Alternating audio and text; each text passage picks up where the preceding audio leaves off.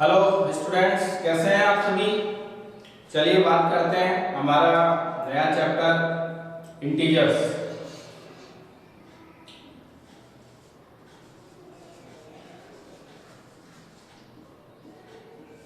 आप सभी को मालूम होगा इंटीजर्स के बारे में क्लास 6 में भी हम लोग सीख चुके हैं कि पॉजिटिव, नेगेटिव और जीरो को मिलाकर क्या बनता है, इंटीजर्स बनता है। तो अब सबसे पहले बात करते हैं यहाँ पे नेचुरल नंबर। नेचुरल नंबर जो है वो 1 से स्टार्ट होता है। इसके बाद में whole number,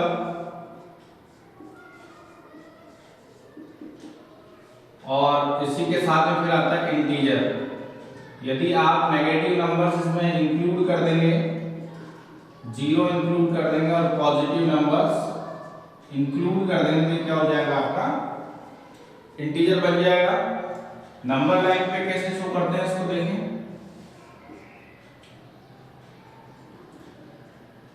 1 2 3 4 and so on. ऐसे ही ये है 0 1 2 3 4 5। ठीक है, इसी के साथ में इसका नंबर लाइन देखना चाहेंगे तो देखिए ये 0 होगा, यहाँ 1 2 3 4 5, -1 -2 -3 -4 एंड सो ऑन। तो ये तो हो गया आपका पॉजिटिव नंबर्स। अगर नंबर लाइन के राइट में जाएंगे तो आपको पॉजिटिव नंबर मिलेगा, ये 0 है, और इधर जाएंगे आप लेफ्ट हैंड साइड में तो नेगेटिव नंबर मिलेगा। ठीक है, तो आप सबको समझ में आ गया होगा इंटीजर्स क्या होते हैं। आगे देखते हैं integers on the number line. समझ में आया आपका ये natural number, number line on the natural number, number line. ठीक है, ओके। चलिए बात करते हैं प्रॉपर्टीज की। प्रॉपर्टीज ऑफ इंटीजर्स क्या होता है, बहुत इजी चैप्टर है, ध्यान से समझिएगा इसको। सबसे पहले बात करते हैं प्रॉपर्टीज ऑफ इंटीजर्स।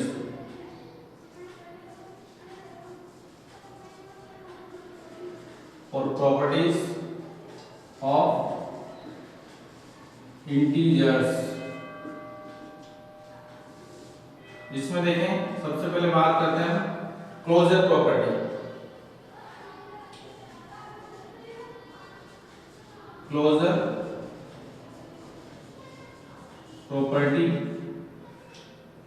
फिर दूसरी बात करेंगे हम लोग कम्यूटेटिविटी प्रॉपर्टी। कम्यूटेटिविटी प्रॉपर्टी,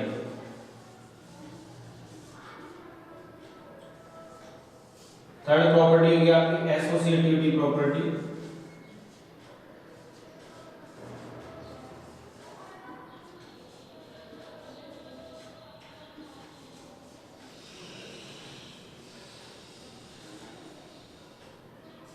चौथी प्रॉपर्टी है आपकी एडिटिव आइडेंटिटी। एडिटिव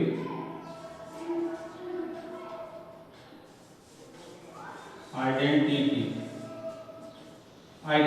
ठीक है, फिर बात कर, फिर इसके बाद में आएगी मल्टीप्लिकेशन ऑफ इंटीजर्स कैसे करते हैं। तो सबसे पहले देखें आप क्लोजर प्रॉपर्टी, ये कम्यूटेटिविटी प्रॉपर्टी है, एसोसिएटिविटी प्रॉपर्टी है और एडिटिव आइडेंटिटी। तो आपको ये याद होना चाहिए कि इंटीजर्स की प्रॉपर्टीज कौन कौन सी है, closure property, commutativity property, associativity property और एडिटिव आइडेंटिटी। अब हम एक एक प्रॉपर्टी, पहले हम बात करते हैं क्लोजर प्रॉपर्टी की। क्लोजर प्रॉपर्टी, क्लोजर प्रॉपर्टी में जैसे मान लीजिए हम लोग एग्जांपल से समझाते हैं आपको। हमने मान लीजिए दो इंटीजर ले लिए, ए ये ले लिया और बी ले लिया -3। अगर हम एडिशन की बात करें, एडिशन की में क्या होता है, if we add any two integers then we will gain integer.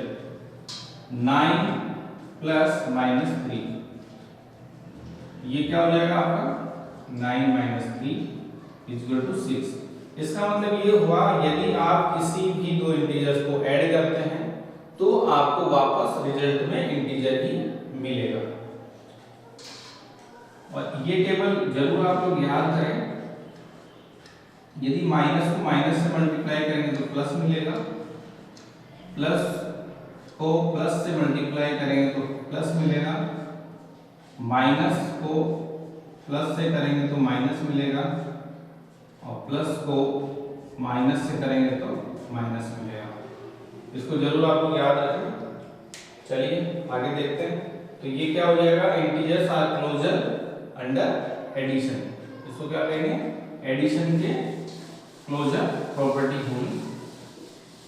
अब ऐसा ही आप चेक कर सकते हैं सब्सट्रैक्शन के लिए कि सब्सट्रैक्शन का क्या होता है। जैसे मान लीजिए वही अपन a = 6 ले लिया, b = हमने माइनस का 2 ले लिया, तो a माइनस b यदि हम करते हैं तो 6, हमने आपको बताया था माइनस इंटू माइनस प्लस हो जाएगा, तो आपको क्या मिला 8, मतलब आपको वापस क्या मिल गया, इंटीजर ही मिल गया। तो इस तरीके से ये क्लोजर प्रॉपर्टी ऑफ इंटीजर है। अब हम बात करते हैं next commutativity property.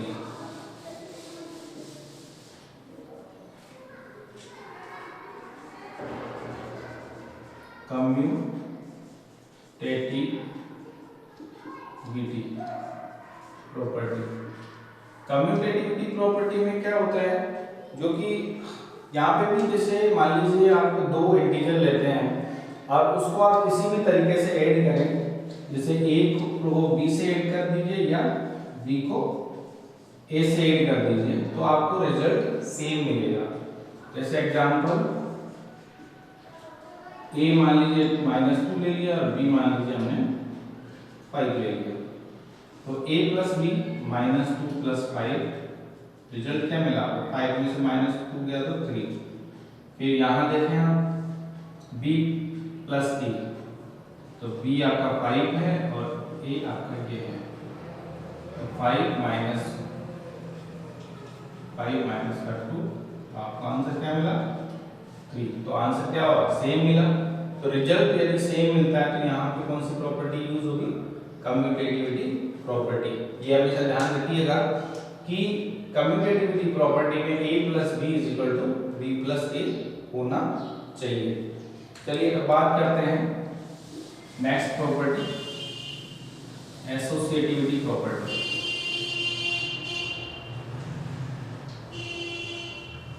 Associativity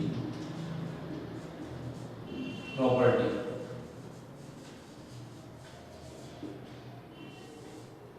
associative property का जो स्टैंडर्ड फॉर्म होता है वो ये इस तरीके से होता है आपका a + b + c = a + b + c।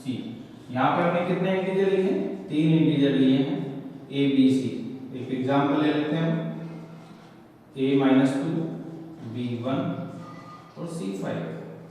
Add करके देखें आप, पहले इसको पुट करके देखें फिर इसमें पुट करके देखें।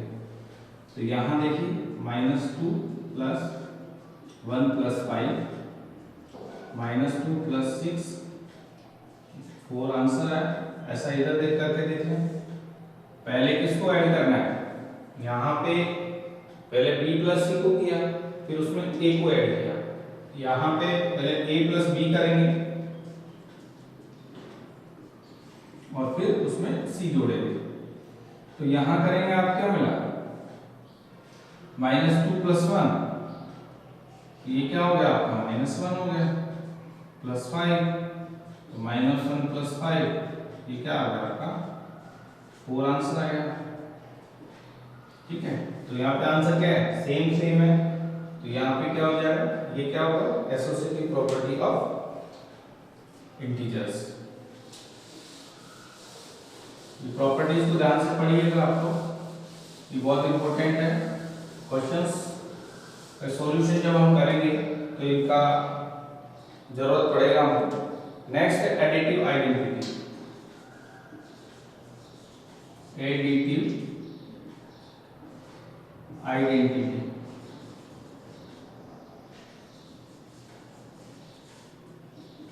एडिटिव आइडेंटिटी, एडिटिव आइडेंटिटी मतलब इसको ऐड करने पे क्या आना चाहिए, 0। मतलब जैसे मान लीजिए a हमने कोई इंटीजर है तो उसका यदि हम ऑपोजिट मतलब a पॉजिटिव है तो a इसका नेगेटिव, यदि दोनों को ऐड करने पे 0 आ जाए तो ये क्या होगा, एडिटिव आइडेंटिटी। जरा देखिए एग्जांपल। अच्छा, इसमें हम लोग ये ऐसा कहेंगे कि जो what is the additive identity of a, then answer will be -a। क्यों? क्योंकि a को -a से ऐड करने पे क्या निकल रहा है, 0 निकल रहा है आंसर। तो जैसे देखिए मान लीजिए हमने 5 ले लिया तो 5 का जो एडिटिव आइडेंटिटी क्या होगा, -5 होगा। -3 का एडिटिव आइडेंटिटी 3 होगा। क्यों?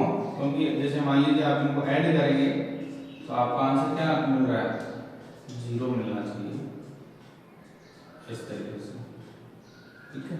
-6 ऐड करेंगे तो 0 मिला। तो ये कौन सी आइडेंटिटी हो गई आपकी, बताइए, एडिटिव आइडेंटिटी। चलिए आगे देखते हैं और कौन सा प्रॉपर्टी बचा है। एक आता है distributivity property. Distributivity property it is very important property. Distributivity property,